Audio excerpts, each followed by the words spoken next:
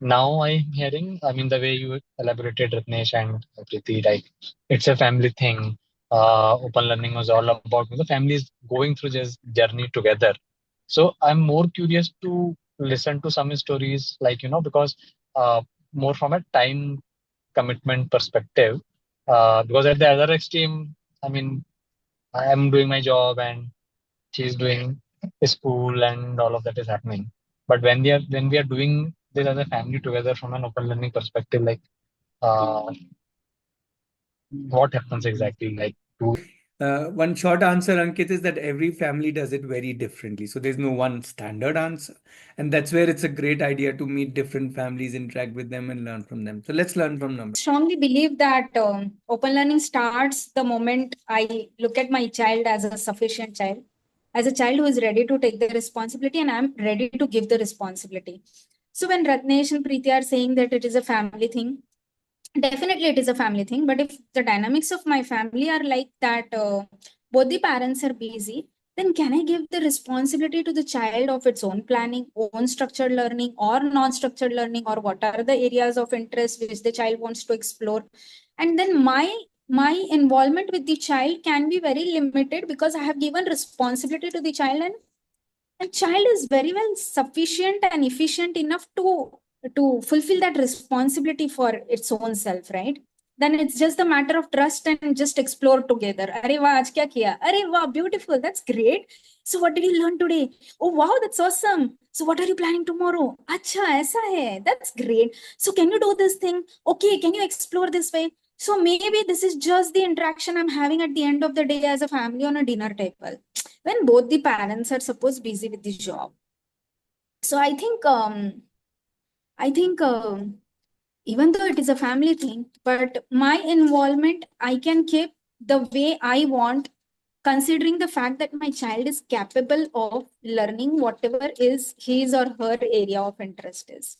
And that's how honestly we are operating as a family, because my husband is also busy. I'm also so-called passionate about whatever I'm doing, right? So I honestly am not able to give that time to my child. But then whatever limited time I'm able to give, I'm able to connect with the child. I'm able to look into what are his area of interest, what is it that he's doing differently, or how he is overall putting in his time properly. Then we reflect on it on weekends or on days together at the end of the day, maybe. And I think that becomes sufficient for us as a family. That has at least worked out for us. At the heart of open learning and the unit of family lies co-creation. The idea is not that just the child is doing a journey of learning. The idea is that all of us are doing. Now, the moment we consider ourselves also equal to the child and child also equal to us, and we say, let's co-create. Just like you are in a car right now, so you all are going somewhere. So that's like co-creating a journey. Each one will have their own needs. Somebody will say, I want to stop and have an ice cream. Somebody will say, no, no, no, no, I want to reach there first. So, there will always be different needs and wants. But we co-create, we listen to each other, we work with each other. Not like as a parent, I need to now leave everything and only feed the child ice cream. Not at all. Or only tell where the child is going to say, go there. I don't want to go where you are going.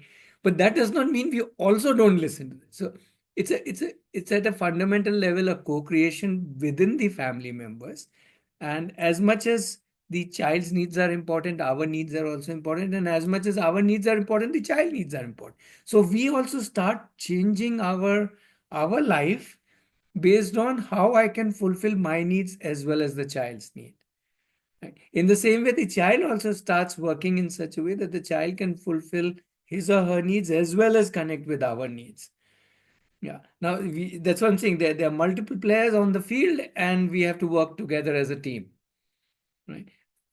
Based on each one's needs and wants. So it's a beautiful, I would say, dynamic situation which changes on an everyday basis. Again, there is no formula, right? I'm not saying it will work the way it is working for Namrata today. It will work the way tomorrow. Every day is different. Every month is different. As the children grow older, it is different, and so on and so forth. The best part is that there's a huge amount of bonding. Even if we are spending 5 minutes, as Namrata was saying, even if just that small dialogue is happening, there's huge amount of bonding we have, because we are connecting at a need, at a want, at a responsibility, at an equal level with each other.